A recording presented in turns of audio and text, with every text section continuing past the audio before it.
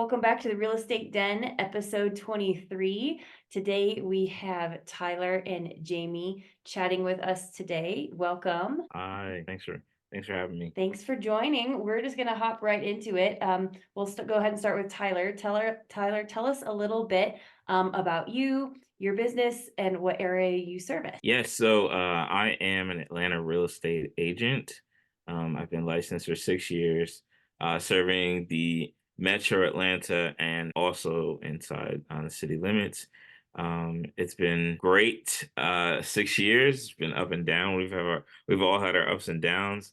But business is really good, and we're in a really good place. I'm a lot more of my business is coming as referrals rather than just a new clients, or that's a great way to generate new business for you, or continuing business for you. And so being this long in the business, I'm really glad to say that that's kind of where I'm at right now. Awesome. Jamie, tell us a little bit about you and what you do, and where you're out of. Yeah, thanks for having us. We are actually out of Houston, Texas. We are a full scale accounting and tax firm. So we focus on real estate specifically, where a lot of our clients have some kind of real estate base, whether they were W-2 employees to start with and got into, real estate investing or rental properties, or they are, full-time investors where they have a more active role where they're doing fix and flips or wholesaling, or they're agents or brokers or developers. So we really focus a lot on the accounting and the tax planning side of it. We don't just do the data entry for tax returns. We really want to make sure that our clients are served throughout the year as they're making money moves and have some kind of tax implications, that we make sure that we're planning on that throughout the year. Great. I'm so excited to have this conversation today. Tyler, you had mentioned that you're at 6 years in now. Congratulations. You've officially beat, what is it, 94%, 92%? What do they say? Something like that, yeah. Of other agents, new agents. The ones that make it in. If you make it to 6 years, you're in. And you mentioned that you have mostly a referral business now, which is every agent's actual dream. So can you share a little bit about how you've created these referral partners, so only 6 years in the business, you're able to have a referral-based business? Sure. So very early on, I didn't start out specifically doing residential real estate. I started out as a property manager for about a year and a half, and then I switched into residential sales. So I had a mentor, had a teacher for residential. Didn't really have one for property management, but I didn't really have one for when I got into residential sales. I just kind of was like picking and choosing, grabbing here and there. I was all over the place. I was asking everybody I knew who do you know that, can be your realtor? And I was like, pick me, pick me, pick me. And they were all like, oh, my cousin, my sister, my neighbor, my this, my that, my friend, my best friend on my kid's soccer team, the coach on my soccer team is my realtor. Everybody knew a realtor. My pastor's a realtor. It's just like it's just like, wow, like how do you differentiate yourself? And I was just like at a point where I was feeling very, very down. And I was like, I don't know if I want to do this anymore. I switched brokerages at the time, went to a smaller independent brokerage, and it was like, all right, I'm gonna just try to find something new, something different. And COVID had just hit, and so we were all virtual. And as we were virtually isolated and still trying to mask, and here in Georgia, we were like all gun ho, business is thriving, everyone's masked up, we're out showing houses and finding ways to get in homes as best we can. So business never really stops. I said, how do I differentiate myself? How do I get in front of every other soccer mom's, neighbor to be the realtor people think of? And I don't know what it was. I joined a group and I said, oh my gosh, I just thought about it. Like, we keep telling everybody how Atlanta is a place that's thriving and everybody's moving here and everybody wants to be here. So why not get ahead, connect with other agents in other states, let them know about you, and then they'll refer business to you. And so I was just really diligent about connecting with agents in at least two agents in all 50 states. And I just felt like it was a win-win-win for all parties. My clients would be taken care of. I would get great new client. I was able to refer other people to them. Everyone's going to be well taken care of. And so that's how it grew very quickly. And that became my business slowly, 30, 40, 50, 70% of my business, I'd say at this point, is a referral business. So, that's the goal. I was like, that's the way I want to do business. I do not like door knocking. I do not like You don't like to cold door knock calling and and infringe on people's privacy during their non-working hours? saying, I'm like, I do not want to be on the other end of this call. So why would I want to make this call? Or Yeah. why would I be on the other end of this door? So, that's just the goal and that's the game plan. So, Well, and I love how easy and simple you're like 2 agents every state. There's 100 agents that you're talking to. Talk to 2 a day. Like that is like something any agent can implement right now. If they're like, oh my God, I don't want to make another cold call. They just left, the bold training and they're like, please don't make me call all my friends from high school. Please don't make me. You can just call 2 agents in every state and be like Tyler. That's actually how we ended up connecting. So it worked. I'm your Colorado agent. that's right. Great. Jamie, we'll switch back over to you and switch gears. I have a tax question. What is the number one mistake you see agents making with their taxes? That you see that kind of comes up a lot. Like, what do you see when you're like, oh, this must be a realtor? Well, you guys typically aren't the best at keeping track of all your expenses and receipts. So a lot of times it's a mad rush at the end trying to get everything together, and then reminding, oh, I need your mileage log, right? Or I need your meals and entertainment, or if you have a home office, we can put that together and I can take a percentage of your overall household expenses.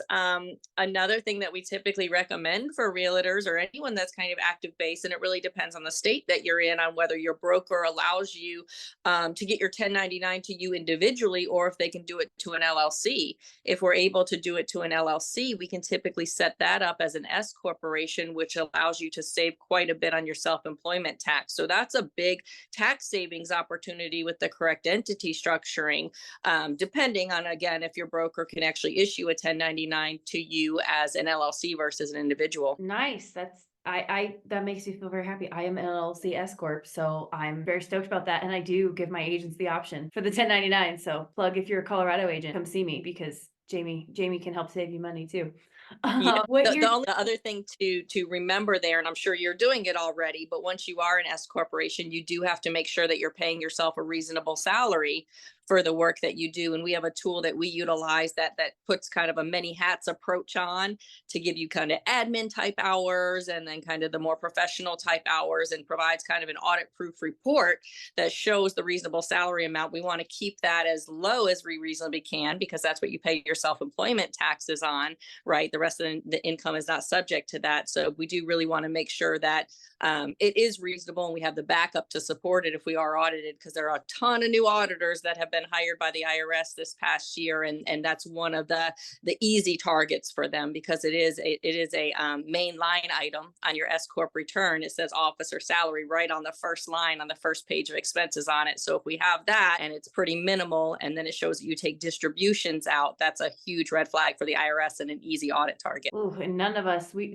don't like that word, audit. I mean, no business owner does, but especially agents, just a little, good to know. I had never heard of that. Wow, that was a really great fact. Good to know. Yeah, we hate that word. Right.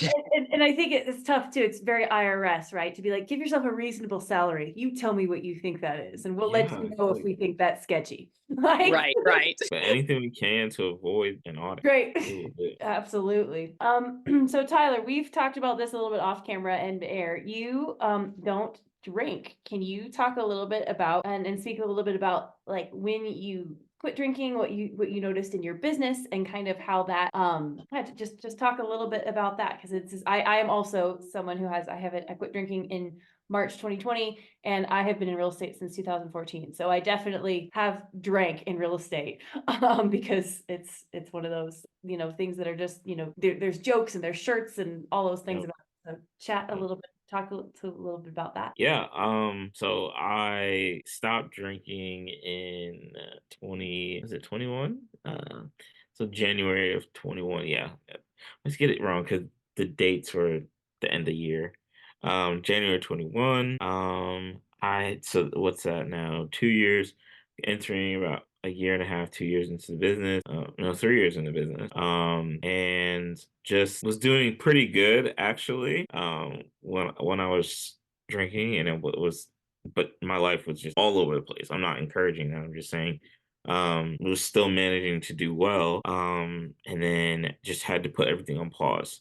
Dealt with what I needed to deal with, and then got right back into it and had a record year, right? Then I had like a record year, and everything, like, it was almost like a light switch, everything just kind of clicked overnight. Business was just coming at me all over the place. Deals are happening, my life is getting better, my relationships are getting better. Just, it's like, wow, like, look at what and then everything since then has just been a trajectory. Everything's just been moving forward. So being in the business where everyone is always drinking, and it's something that I kind of take pride in when I go out with you go out with the guys, you go out for, hey, let's go grab a drink. Hey, do you drink? No, I don't drink. Oh my God, you don't drink? What? It's kind of something I've taken pride in, though, of like, yeah, I don't. If you really want to know, here's why. And just the awareness, and just letting people know that, like, you don't have to, struggle alone, because you never know what someone else is going through. You don't ever know if, like, that other person who is taking that drink is going through the same struggles you went through. So just being open and honest, and just being more aware. And I'm finding a lot more, like, alcohol free, or like mock drinks are being more available at events, which is really cool. Just to kind of, make sure everyone else is taken care of.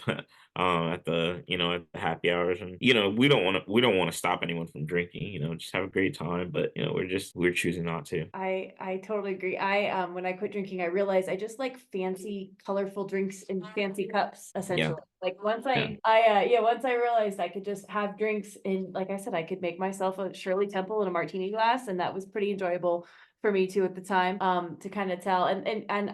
You're not, correct me if I'm wrong, are you involved in any like AA thing, or you just don't drink? No, no, no, I'm not involved in AA. And No. see, I'm not either. And I really like to just speak to that, because I think people feel like they have to like commit to like one or the other. Like you have to like either be chasing your chips down, or like you're just a drunk piece of shit. Like there's no Right. in between, Right. right? Like Yeah. there's Yeah. there's just like levels of this. And I think it's just kind of responding to you, and like what what you only know your relationship with any substance, right? Whether that be alcohol or chocolate or sugar, or you know what I mean? Like it's, Right. so I think that it's just really, it's very, very magical when you see someone who's like, yeah, I'm just not going to do this. And they kind of do it on their own. Like not poo-pooing AA or any sort of like, obviously like structure, and obviously they help and are a lot of it. But I think, I just think it's cool to like you said, just to have like those non-alcoholic drinks, and just to have like people who just like, I don't really drink, and sort of like questioning that, just, why are we doing it? But yeah, I mean, when rates were 3%, that was how you made your, you went to the bar. Who wants to Mm. refi at 3%? Who wants to buy a house? Everybody said, Yeah. you Yeah. move on. But Oh yeah. awesome. Jamie, I was wondering, how long have you been in business? Did you say that before, or because I didn't catch that? I did not. So I've been doing accounting for about the last 15 years. I actually started with the Optimal Financial Group, which is the name of my business, about 12 years ago. I'm originally from Virginia, and I met my partner, who was the founding member of Optimal there, and I started working for him. My ex-husband was actually from Houston and was in the Navy, and we ended up moving to Houston as one of his last duty stations. We have 4 kiddos, and there was family here, so it was super, super helpful, where we hadn't had that in the past as a Navy family. So when we moved here, my partner actually gave me 30% of the company, so that I would run it and stay on. He kind of took a back point. That was a little over 10 years ago. And last year, I actually bought him out of the other 70%.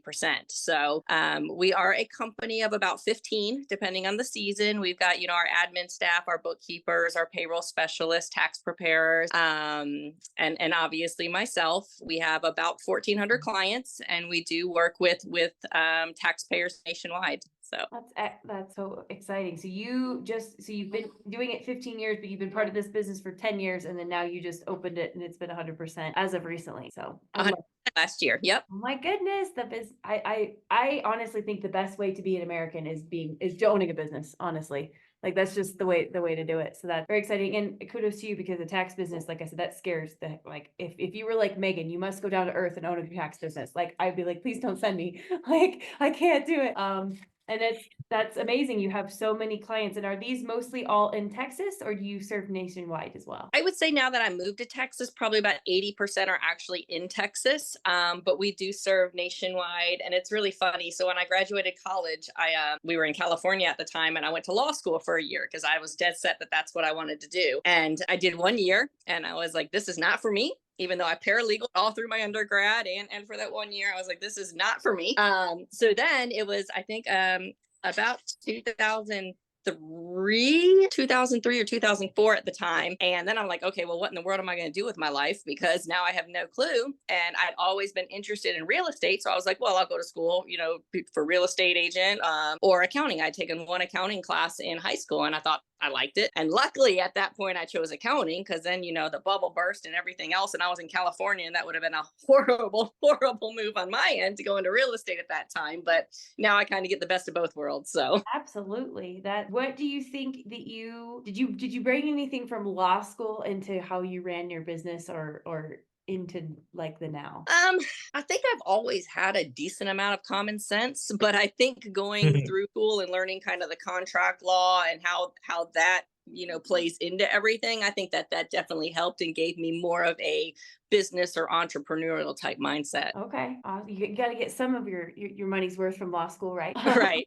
Either Jamie, are you hinting that common sense is something that's necessary for your everyday job as a lawyer? Oh, maybe not so much as a lawyer, but no. Oh, sorry, as a tax. Sorry. Oh, Tyler, this is your second career, right? yes. What did you do before real estate and what sort of guided you into picking this? So I graduated from college with a psychology degree, thinking I was going to go and walk out of those Humboldt halls and sign a job application at a therapist's office, and just everything was going to be great. And then life hits you like real hard, real fast. And so through college, I worked at a car dealership, and I decided to go back to the car dealership I'd been working at through college. I did everything from service, so it was valet or a car wash detailer. And I came back and I said, "Hey, are there any of those positions available? Just for in the meantime, while I look and find out what I want to do." And they said, "No, but you went and got your degree, congratulations, it's great. Why not sell, these cars?" So high-end luxury cars. It's like, this is great. I'm gonna be selling cars. And as I'm doing this, I realized very quickly this is not for me. And not like these long hours. I just had my son. Long hours. I was away, worked holidays sometimes. It was crazy. It was crazy for nothing. And I just wanted to be there, be present for my family. So, quickly was like, I gotta find something else. And as I would sit and have downtime at my desk, I was reading, met a customer, walked in, worked with him, saw the books I was reading. He said, that's an interesting choice of books. We connect, we talk. He's in real estate. I'm reading books about real estate. He manages the building across the street. And I'm like, this is incredible. He's got the highest credit score my managers have ever seen. I'm like, real estate is where I need to be. Like, obviously, this is where I need to go. So, just to tie it all together, he takes me out to lunch. He tells me, he gives me another book that he found very like inspiring. He just said he saw me in him. And so he gave me a book, and the rest is history. I started working with my father-in-law, who at the time was starting his property management business. So I was like, I'll do real estate. I'll learn both. Eventually we'll make something of it, and the rest is history. So it's been a journey. It's been quite a story. What book did he give you? The Magic of Thinking Big. Ah, that's a good one. Still to this day, it's still one of my favorite books. Oh my goodness, that is a really good book. What were you reading that piqued his interest? I had Rich Dad Poor Dad, The Richest Man in Babylon, and I must have had like a faith-based book or something like that, and I'll set that on there. Nice. I love that. I love a good story of someone like connecting, like when when that all happens, you actually meet someone who can really sort of like push you and mentor you. Like I just have such massive love for those people in my life too, that just have sort of, Yeah. this is, here you go, you've got this. That's just kind of one of those Disney moments where you're like, it just that the right moment happened. He could have worked with anyone else, and what really would have my life been like? It's just kind of, I don't know. It's really cool to think about. All aligned you on the path. Jamie, do you have any sort of Disney moments that sort of happened as you were finding where you wanted to sort of be at in your career and your business, and um any cool moments to share about? I love these sort of stories. So much like Disney moments or something like that. But I really do think, everything happens for a reason in the way that my path went. So it's funny because my undergrad was in psychology as well. So I, I think we all kind of go into the same path, depending on where we started. And we all use that now, no matter what industry we're in, sales for sure use the psychology degree. But for me, I'm really big on karma, and everything kind of happens for a reason. And I think everywhere that I've kind of been has helped me advance to where I am now, right? To meeting Charlie in Virginia, and him having the faith in me to run the business to the point where I could grow it, and then and eventually buy him out and be where I am today. And then when I first moved to Houston, the way that I got really into real estate was I went to a Quest IRA event, which they do self-directed IRAs and retirement accounts. And I met a huge real estate coach there that's actually out of Austin. And I still work with them today. They have, multi-million-dollar company that coaches other real estate people into, doing real estate related activities and how to be successful at it.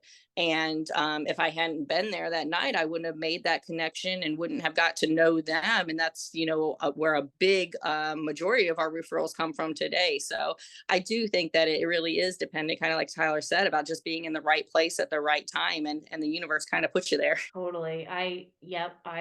I've been just sort of pondering the thought lately, and like we chose this existence, we chose where we were, like like we are in these. And if you really kind of sit with that, and you're like, man, like if I picked this really truly by design, and you kind of sit in that energy, it's a cool place to be. And then you really do start to see the magic of your life and of your business. And it's just different when you are in business and you're out there and you're working for that check versus having it always come to you every couple weeks. You kind of are more in touch with that money as a vibration, rather than money is kind of coming into your life that way.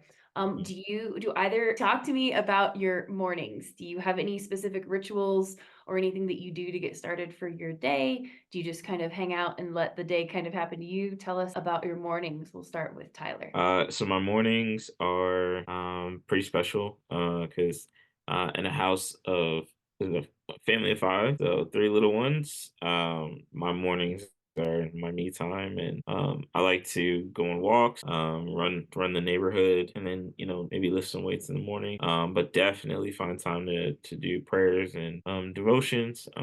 Make time to read every morning. So I give myself about an hour, and then go, go, go.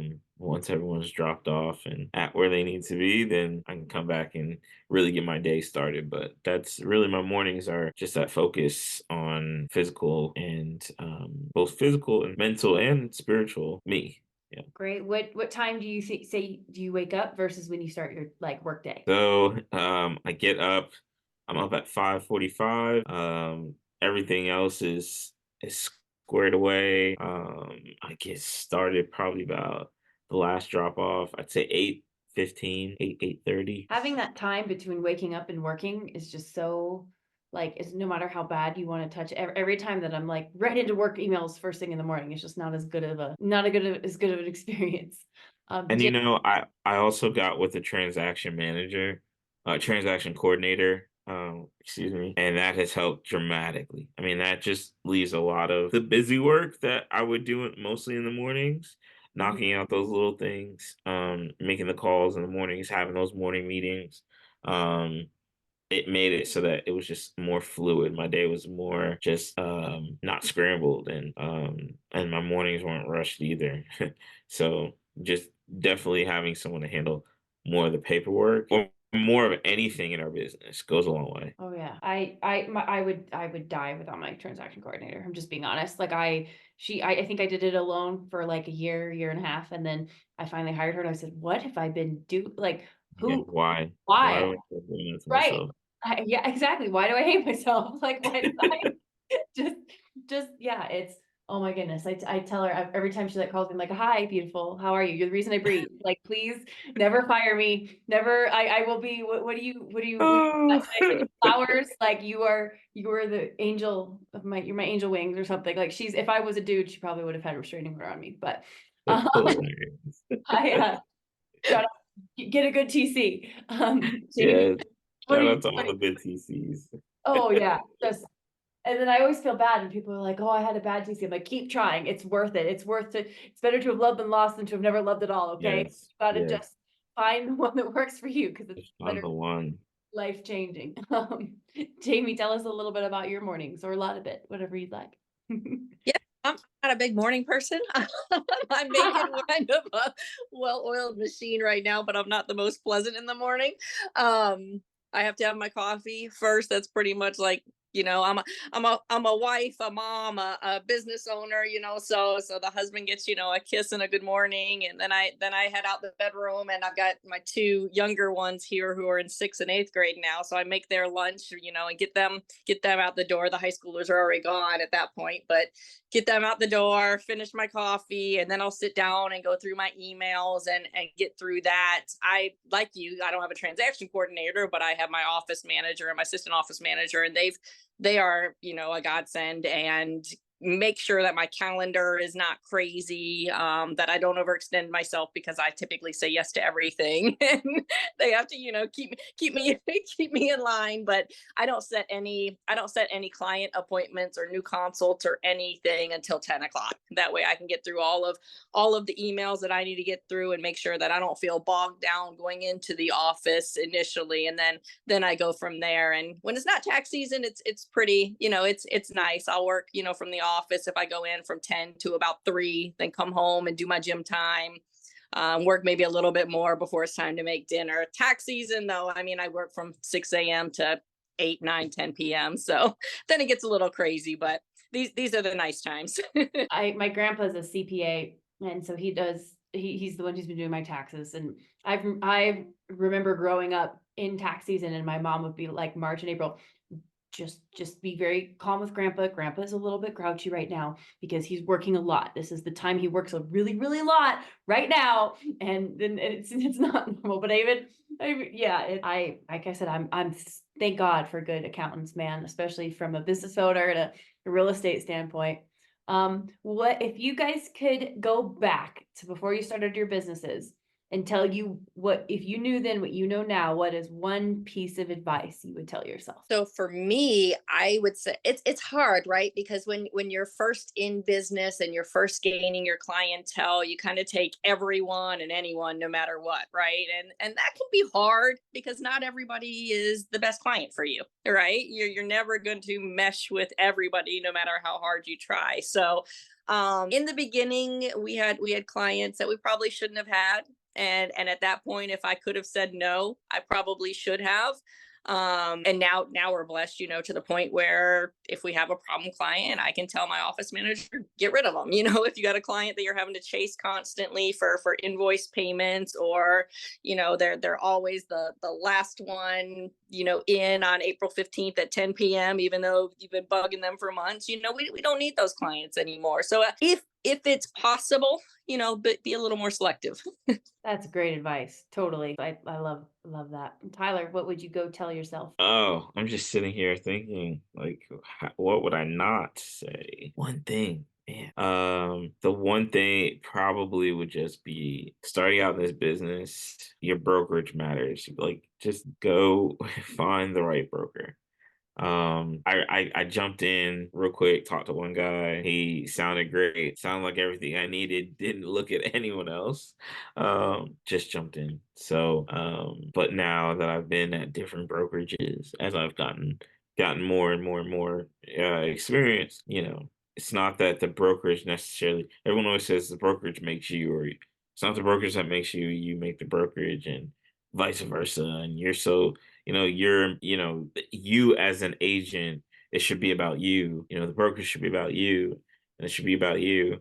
And so we kind of get lost in what about, like, if I kind of feel like as I got more experience, I got lost in, like, I want just everything I can get from my broker, and then not give anything back to my broker. So I think that was very important for me to just really sit back and think and say, like, who I'm with now, I love, and I think if I had been with them in the beginning, I think things would have been a lot different. What do you recommend for looking for a good broker? Like what's the difference between a good broker and a bad broker? Just a good broker is someone that just provides support, the resources, the tools, education, answers your phone. Like, the communication is huge. Like, deals go south on Easter Sunday, right in the middle of the church service. They go south on a Friday night before you're going out, with the guys or girls. Like, deals happen all the time. If you can have someone who is at least moderately available. I'm not like saying stop what you're doing on Sunday night or Easter Sunday and call us, but just having someone moderately available goes a long way. But then also, just, I say all that, but then they have to follow up with it. That's the key. Like, a lot of brokers say they'll give you this and give you that. Following up, though, means, like, hey, that deal closed, great. They call you about the deal. How's this deal going? How's this deal going? What's going on? What's going on? And then when the deal's done, you don't hear from them until they want you for a next deal, or you're in another deal and they call you. So actually just following up and just saying, hey, how was that? What could we have done different? Things like that really go a long way. But actually acting like you care, really, really goes a long way. I agree. It makes me so sad as a managing broker that, like, that's the standard. Like, they're like, look for someone that calls you back. Like, come on, guys. Like, let's be a little, but yeah, I mean, that was part of the reason why I went out on my own, because I was like, man, if you ain't gonna pick up my call anyway, and I'm gonna figure it out, then I'm gonna be a call for another agent who's behind me, who can, who I can help. But yeah, I love all of that, and totally true. Your brokerage owns your contracts. Like, you should have a good relationship and a good vibration and, like, a good understanding with them, even if you're not. I understand that there's people who are like, I don't want to be friends with people I work with. Okay, like, fine, but you gotta be friendly. You gotta like each other. Like, you're literally sharing, business. So I love that, and I'm so glad that you are now with a good brokerage and broker where you feel like he's taking care of my aunt and uncle out there in Georgia. So I know he's doing a good job, and I know his broker's great because I'm hearing good things. Yes. Great. Jamie, where can our listeners find you if they would like to continue this conversation or learn more, or just take the tax load off of their back? Because if you're a realtor, you should not be doing your taxes, and you should be calling Jamie, because just don't. Awesome. Thank you. So we have a website. It's www.theoptimalfinancialgroup.com, or you can find me on Facebook. It's Jamie Finnen-Gratzer. Or my phone number is 281-288-9982. And anybody says they heard the podcast today, we do a complimentary 15-minute consultation just to get to know you and know your business, and give you some pointers right off the bat, and then go from there. That's a screaming deal. That's great. Thank you. We haven't had a deal like that yet. Thank you. Tyler, where can they find you? I'm on Facebook, Tyler Chenault. That's my first and last name, TYLERCHENAULT. On Facebook, LinkedIn, I think I'm on Twitter. Where else? Instagram. My Instagram handle is my first and last name without the vowels. So it's TYLRCHNLT. It's always fun saying. It's easier spelling, but fun saying. Great. Thank you so much for joining us, and we will see you at the next episode.